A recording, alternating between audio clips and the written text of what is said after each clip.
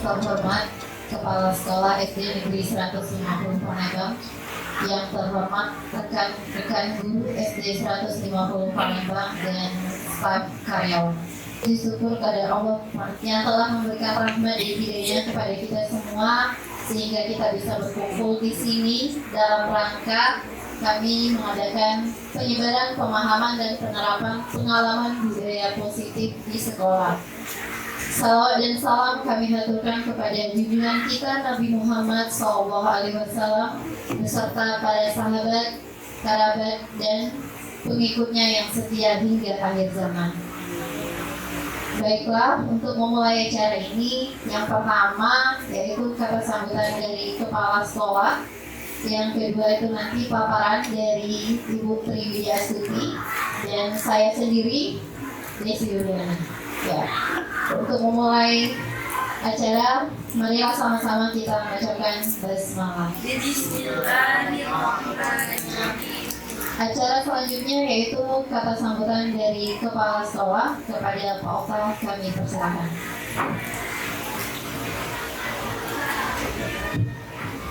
Bismillahirrahmanirrahim. Assalamualaikum warahmatullahi wabarakatuh. Waalaikumsalam warahmatullahi wabarakatuh. Alhamdulillahirabbil alamin. Wassalatu wassalamu ala asyrofil anbiya wal mursalin wa ala alihi washabihi ajmain. Bapak Ibu, kedua narasumber ini yaitu calon guru penggerak sedang melaksanakan program pendidikan guru penggerak. Dan program pendidikan ini ada beberapa kegiatan yang diantaranya salah satunya menyebarkan budaya positif, praktik baik yang sedang atau akan dilakukan selama proses pendidikan menjadi calon guru penggerak. Nanti tolong paparannya disimak, kemudian berikan masukan, kemudian kritik yang sifatnya membangun supaya rekan kita ini bukan hanya melakukan praktik baik saat pendidikan saja, namun praktik baik ini harapan kami di Yesus Kasmati Palembang ini berkelanjutan, ya, sampai saat pendidikan, bahkan seterusnya memberikan inspirasi, motivasi kepada anak didiknya supaya agar juga lebih baik dari hasil pendidikan guru penggerak. Kemudian saya ucapkan Assalamualaikum warahmatullahi wabarakatuh. Terima kasih kepada Pak Okta. Acara selanjutnya itu paparan yang pertama akan dilakukan oleh Ibu Triwidiastuti. Kepada Ibu Triwidiastuti kami persilakan.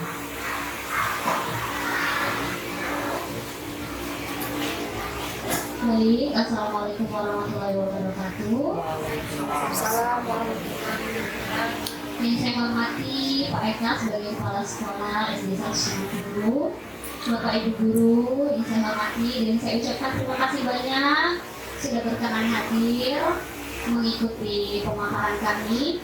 Terima kasih juga Bu Desi. Dan izin ya Bapak Ibu, saya di sini bukan untuk menggurui, kita belajar bersama, dan alhamdulillah kami ini berkesempatan mendapatkan pembelajaran yang pertama di CGP ini. Dan insya Allah nanti semoga guru-guru di sini juga bisa ikut pendidikan guru penggerak untuk angkatan selanjutnya. Semangat. Nah, sebelumnya saya juga di sini mau berbagi pembelajaran atau modul yang sudah kami pelajari, yaitu mengenai pemahaman dan penerapan budaya positif di kelas atau di sekolah. Di sini saya CGP angkatan 10 berdua dengan Bu Desi. Selanjutnya mohon kebantu. Nah, di sini pertama kita ke konsep inti dulu budaya positif.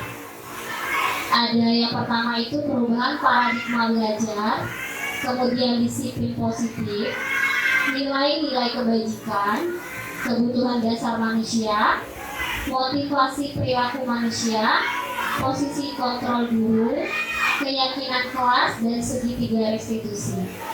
Di antara kedelapan konsep inti budaya positif ini ada beberapa yang sudah kita terapkan mungkin, tapi belum terlalu dikatakan efektif mungkin ya.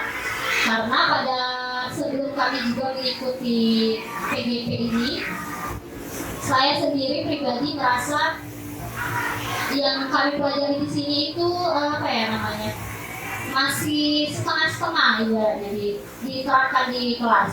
Jadi alhamdulillah setelah mengikuti pendidikan guru penggerak ini, terbuka mindsetnya, terbuka cara berpikirnya, terbuka bagaimana cara saya pribadi. Ternyata selama ini saya ini banyak kurangnya ternyata di kelas dalam menghadapi anak-anak.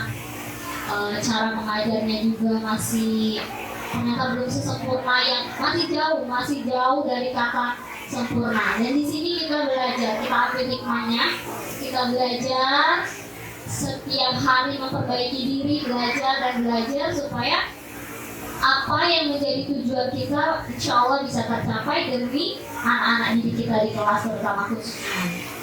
Lanjut. Yang pertama, pembelajaran dengan paradigma baru. Pembelajaran dengan paradigma baru merupakan pembelajaran yang dirancang berdasarkan prinsip pembelajaran berdiferensiasi, sehingga peserta didik belajar sesuai kebutuhannya berdasarkan tahap perkembangan sesuai teori psikologi modern untuk mewujudkan profil pelajar Pancasila. Dan di sini kan tujuannya adalah membentuk siswa yang memiliki profil pelajar Pancasila. Ada 5 kan Bapak Ibu ya, karena sekarang kita masih belum full seutuhnya mengikuti kurikulum merdeka, jadi dari kelas 1 dan kelas 4. Tapi tidak apa-apa, kita belajar juga. Di situ profil pelajar Pancasila ada mandiri, bernalar kritis, kreatif, bergotong royong, beriman dan bertakwa kepada Tuhan Yang Maha Esa, dan berkebinekaan global. Insya Allah nanti ke depan kita semua bisa mewujudkan kelima dari profil pelajar Pancasila tersebut. Amin ya Bapak Ibu ya. Oke, selanjutnya. Nah, kemudian miskonsepsi tentang teori kontrol. Ada ilusi mengontrol murid, kemudian ilusi bahwa semua penguatan positif efektif dan bermanfaat, ilusi bahwa orang dewasa berhak memaksa, kemudian ilusi bahwa kritik dan membuat rasa bersalah mampu menguatkan karakter. Nah, di sini kita terkadang berpikir ya, bahwa kita sebagai guru itu berhak mengontrol anak-anak murid kita. Padahal ternyata kontrol itu sebenarnya ada pada diri murid itu sendiri. Kita sebagai guru ini hanya berperan sebagai pendamping, menuntun, ya, fasilitator. Kita tidak bisa memaksakan murid kita misalnya, "Nak, kamu ini harus bisa ngerjain ke soal ini," bisa seperti itu ya di kelas kita. Kadang kan kita seperti itu ya Bapak Ibu, tanpa kita melihat latar belakang anak kita ini. Apakah dia memang benar mampu, ataukah ada kendala lain, misalnya dia kesulitan membaca atau sebagainya. Seperti saya di kelas rendahan, ada anak saya di kelas itu belum bisa membaca. Ternyata kalau diselidiki, ternyata dia huruf saja kan memang belum paham. Nah, kita tidak bisa memaksakan, jadi kita harus tahu dulu latar belakang anak kita. Jadi kita ubah cara berpikir kita. Harus bagaimana, kita harus ada strategi sendiri begitu ya Bapak Ibu. Kemudian ilusi bahwa semua penguatan positif, efektif dan bermanfaat. Terkadang iya benar, penguatan positif itu memang bermanfaat ya. Misalkan maksudnya ini tindakan-tindakan yang positif, maksudnya tindakan-tindakan yang positif itu selalu kita tanamkan, selalu kita berikan kepada anak-anak kita. Dan kita juga harus selalu berpikir positif kepada anak-anak kita di kelas. Jangan berpikir mengejudge atau atau sudahlah anak ini gak bisa apa-apa gitu kayak gitu kan. Jadi kita sendiri tanpa kita sadari sudah memainkan anak ini. Jadi ibarat kata tuh dari kita sendiri gurunya saja sudah tidak percaya dengan kemampuan yang anak kita punya. Padahal kita belum tahu ke depannya bagaimana anak ini nantinya. Kemudian ilusi bahwa orang dewasa berhak memaksa ya. Kadang kita berpikir tidak hanya di sekolah ya, di rumah pun sama mungkin kita sebagai ibu-ibu, emak-emak, kadang kita memaksakan kehendak kita kepada anak kita sendiri. Sebetulnya juga itu tidak dibenarkan. Selanjutnya ilusi bahwa kritik dan membuat rasa bersalah mampu menguatkan karakter. Nah, di sini membuat rasa bersalah. Kadang ketika anak memiliki kesalahan, kita ini kadang sebagai gurunya langsung, nah, gara-gara kamu misalnya ini sebuah kasus, gara-gara kamu seperti ini, akhirnya seperti itu kejadiannya. Akhirnya kita membuat anak ini tadi merasa bersalah. Kita pikir dengan kita melakukan hal itu, karakter anak ini akan lebih baik pikiran kita sebagai guru. Padahal itu tidak sama sekali. Karena nanti malah membuat anak ini merasa down, ya, merasa apa? Iya. Jadi di sini kita ini benar-benar menyadari setelah saya mengikuti PGP ini luar biasa pembelajaran yang didapat, dan semoga nanti ibu bapak guru juga bisa merasakan. Kemudian mengubah paradigma stimulus respon ke pendekatan teori kontrol. Nah, di sebelah kiri ada stimulus respon tentang dunia, kemudian di sebelah kanannya ada teori kontrol tentang dunia. Di sebelah kiri ada realitas atau kebutuhan kita sama, dan ternyata di teori kontrol tentang dunia itu realita atau kebutuhan kita itu berbeda. Ada dua pernyataan yang menyatakan bahwa persamaan yang sebelah kiri itu sama persepsinya, dan sebelah kanan itu ternyata berbeda.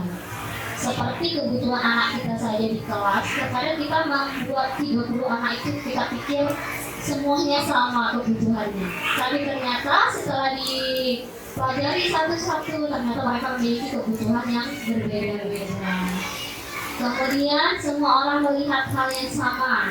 Di sebelah kanannya setiap orang memiliki gambaran berbeda. Ya, sama seperti itu.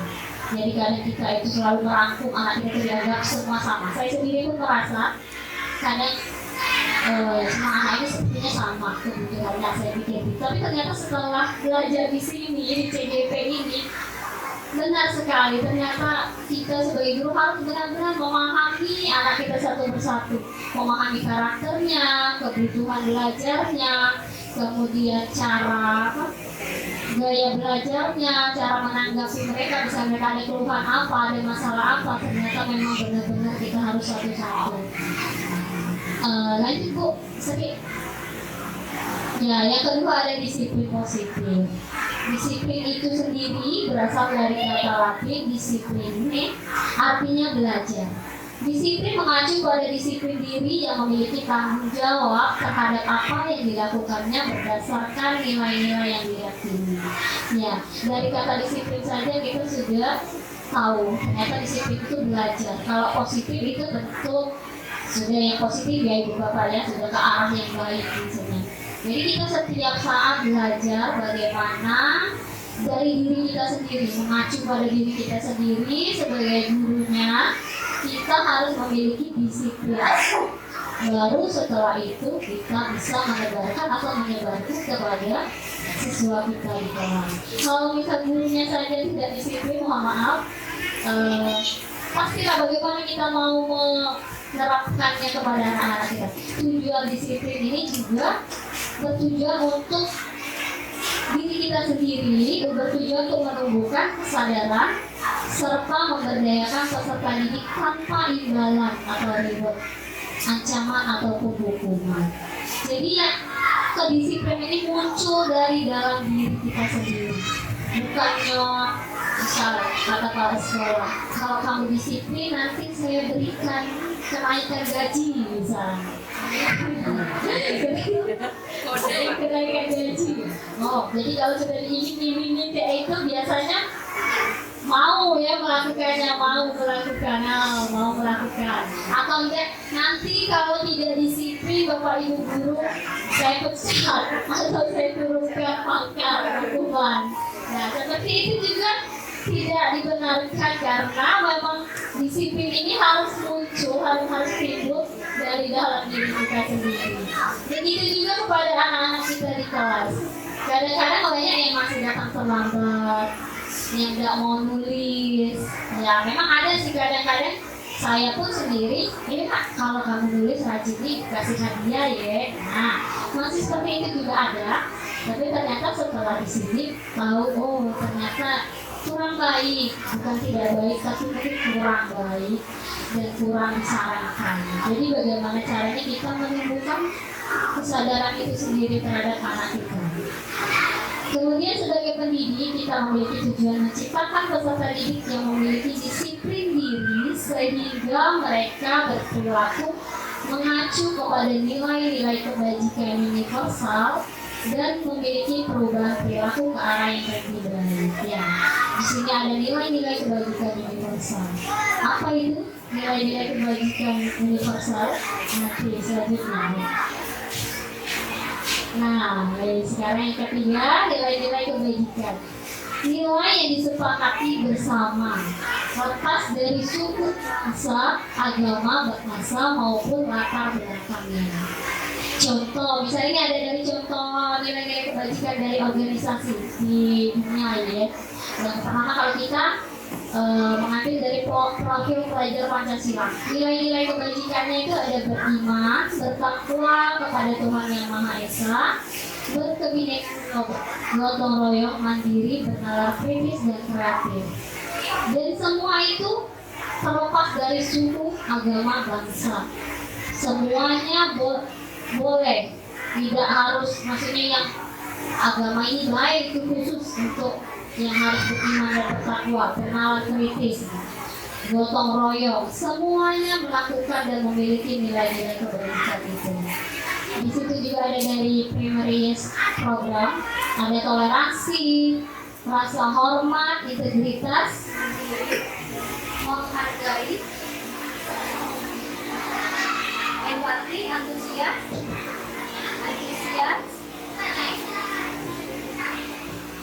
kreativitas, percaya diri dan komitmen. Kemudian dari organisasi keterampilan hidup atau SDM, dapat dipercaya, lurus hati, mendengar yang aktif, tidak merendahkan orang lain, memberikan yang terbaik dari diri. Yang keempat ada kebutuhan dasar manusia. Itu unsur yang dibutuhkan oleh manusia dalam menjaga keseimbangan baik secara fisiologis maupun psikologis. Hal ini tentunya bertujuan untuk mempertahankan kehidupan dan kesehatan. Jadi kebutuhan dasar ini adalah kebutuhan mendasar yang memang harus terpenuhi agar keberlanjutan hidup atau keberlanjutan apa yang akan kita lakukan bisa terus berjalan dengan baik dan bisa dicapai. Nah, di sini ada 5 kebutuhan dasar manusia yang harus terpenuhi. Yang pertama, kebutuhan untuk bertahan hidup, kemudian kasih sayang dan rasa diterima. Yang ketiga, kebebasan. Yang keempat, kesenangan. Dan yang kelima, kepuasan. Bertahan hidup tentu ini menjadi kebutuhan utama kita, kebutuhan dasar manusia yang utama. Karena di situ kita dari kesehatan, dari rumah, makanan, itu adalah kebutuhan dasar kita. Kemudian kasih sayang dan rasa diterima. Apa itu contoh besar? Keinginan kita untuk tetap terhubung dengan orang lain, dengan keluarga, misalnya dengan teman kerja, kemudian dengan pasangan hidup, dengan kelompok di mana kita bergabung. Jadi kalau kita tidak memiliki itu kasih sayang atau kalau kita tidak diterima dengan baik, maka diri kita akan merasa kekurangan kasih sayang. Kemudian kebebasan. Kalau dicontohkan dengan anak, kasih sayang kan misalnya ada anak di kelas itu kadang-kadang ada yang kita lihat kok setiap hari murung, diam. Jadi kita harus tanya, kenapa ini nak? Ada apa? Anak saya kan ada di kelas saya, si Asila namanya. Jadi anak ini adalah korban dari perpisahan orang tuanya. Nah, ya. Jadi dia ini di awal-awal memang anaknya diam, murung, main sama teman tidak mau, bicara pun dia tidak mau. Dan sudah terlihat dari raut wajahnya. Jadi saya coba dekati, saya tanya, ada apa? Kenapa bisa begitu? Ternyata memang ada latar belakang keluarganya yang broken.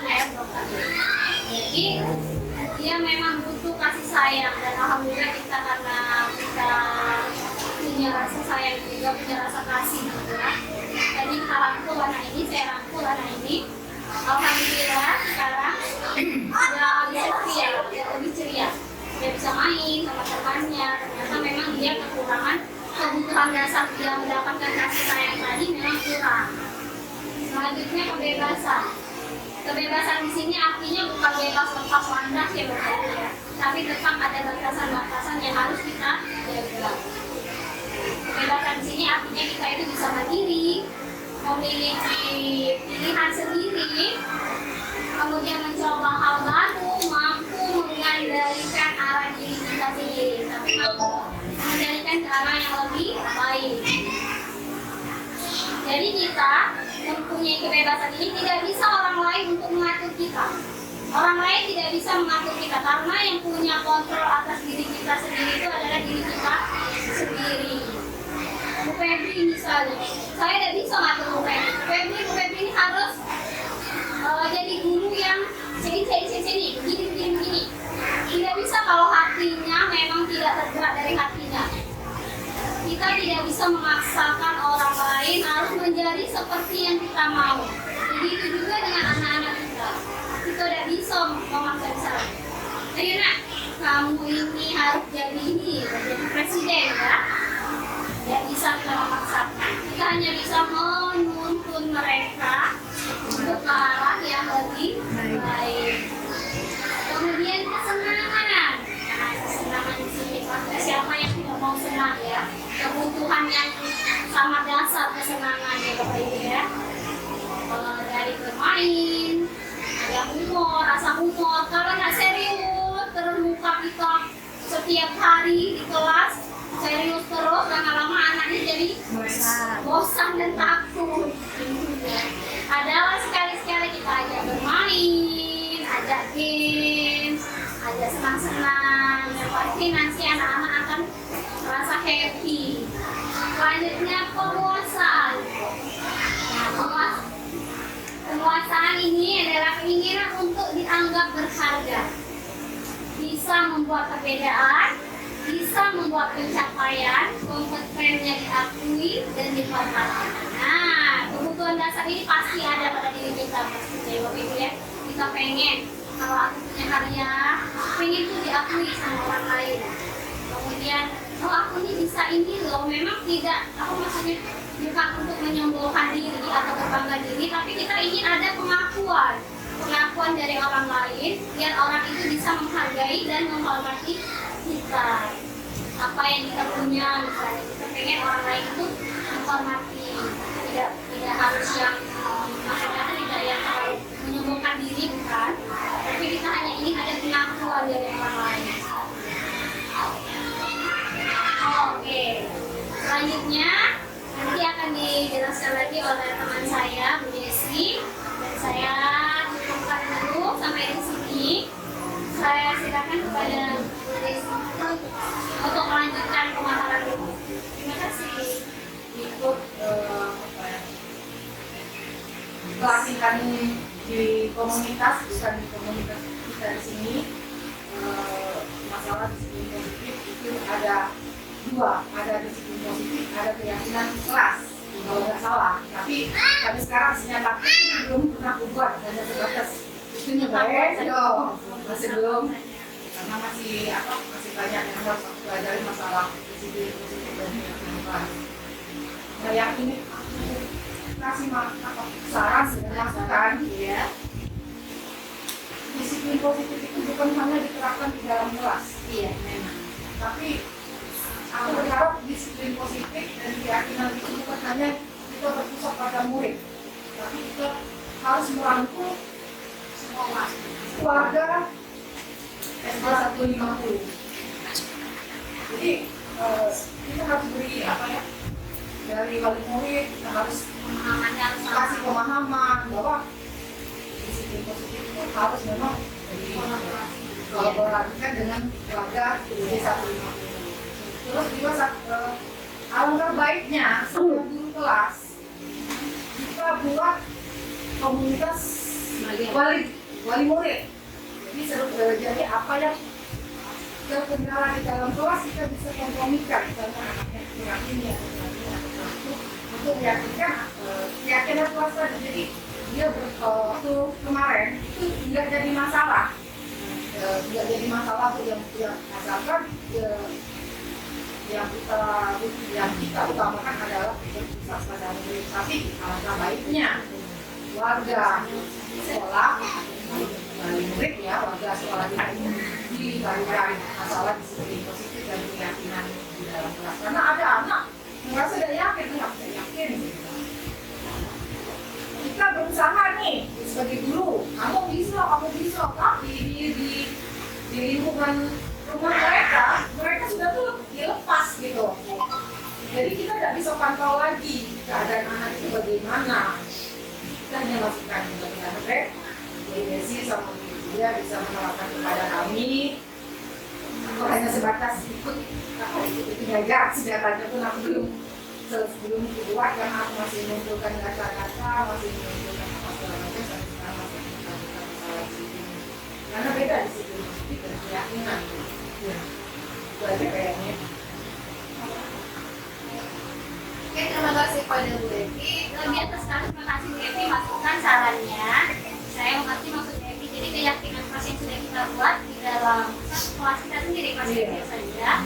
Jadi orang tua pun juga harus ikut dengan sekali Bu Evi, tidak hanya dengan anak-anak saja. Benar. Jadi kita kan udah punya tuh grup WA.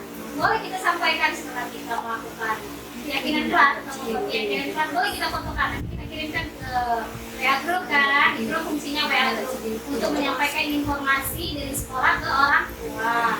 Jadi nanti setelah pengumuman, oh ini loh yang termasuk, maksudnya itu keyakinan kelas itu sudah masuk ke dalam disiplin positif, budaya disiplin positif. Salah satunya itu adalah keyakinan kelas.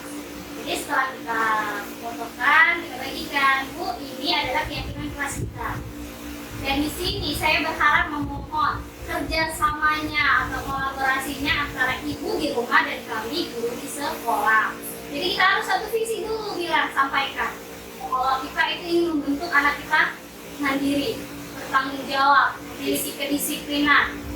Jadi orang tuanya sudah tahu, oh ya, oke. Jadi kita harus sepakat sama-sama. Yuk Bu, tidak bisa kalau kita sendiri sebagai guru di sekolah saja yang bekerja, sementara nanti di rumah orang tuanya terserahlah anak aku mau jadi apa, terserahlah anak aku nak ngapo, mau bertindak bagaimana terserah. Itu tidak akan bisa sejalan. Jadi benar, kita dari kelompok kecil kita dulu, dari kelas kita, dari grup WA kita. Jadi fungsikan atau manfaatkan dengan baik grup kita. Jadi kita fungsi saja, jangan sampai nanti orang tua kan kadang-kadang ngomong yang macam-macam. Jadi dia cukup tahu info dari kita. Nanti boleh Bu Evi ke depan bisa Bu kita bikin dia, nanti kita pertemuan 1 bulan sekali atau 1 semester sekali lah palingnya. Yuk kita kumpul bareng, kita duduk bersama, sampaikan keluh kesah orang tua tentang anaknya, kenapa di sekolah atau di rumah, atau kekurangan kita di sekolah, boleh silakan.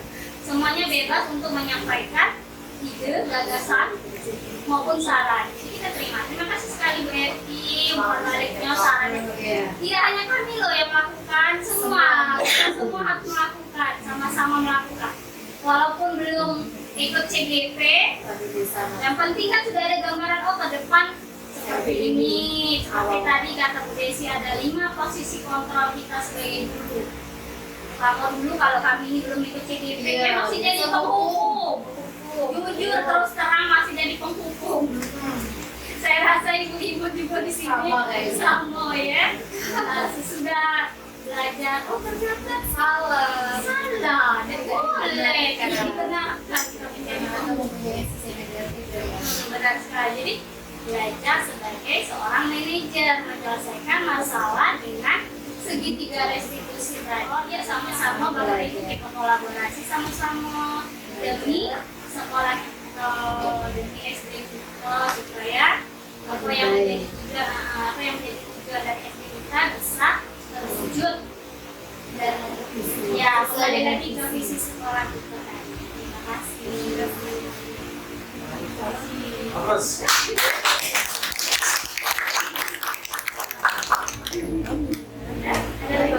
Kekurangan. Oke, kekurangan, kelebihan sama solusi.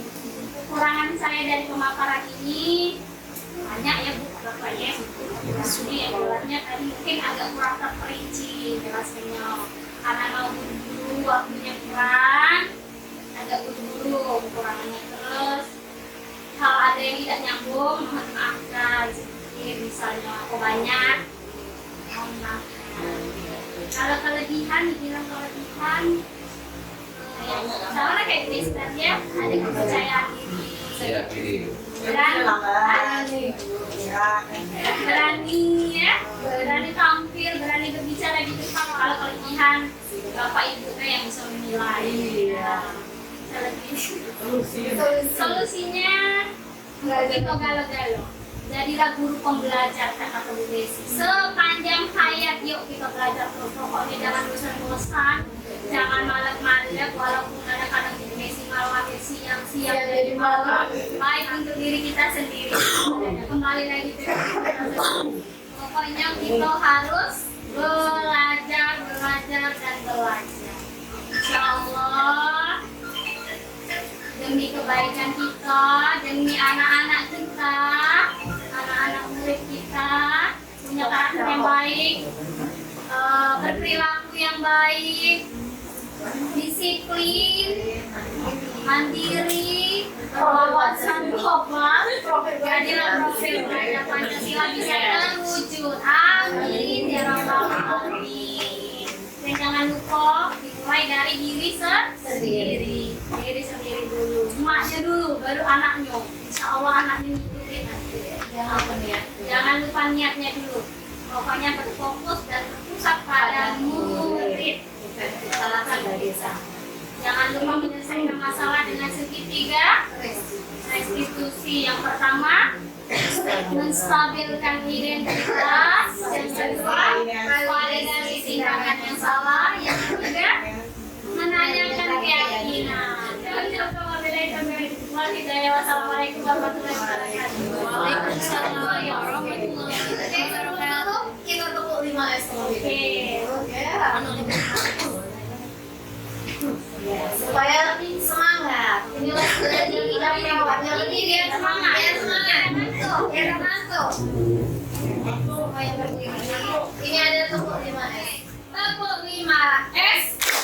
Bila bertemu teman tersenyumlah, lalu ucapkan salam kepadanya. Sapa apa kabarnya, sopanlah terhadapnya, sentuhlah tanda sayang kepadanya. Kalau ikut enggak? Iya, itu 155. Oke, dan selesai. Terima kasih semuanya. Terima kasih kepada Pak Okta sudah mendampingi, dan terima kasih kepada rekan-rekan sejawat telah menghadiri acara pengimbasan kami. Mohon maaf apabila ada kata yang salah. Kepada Allah saya mohon ampun. Saya sebagai moderator sekaligus penyaji, mohon maaf apabila ada salah kata. Ya, saya akhiri. Wabillahi taufiq wal hidayah. Wassalamualaikum warahmatullahi wabarakatuh. Waalaikumsalam warahmatullahi wabarakatuh.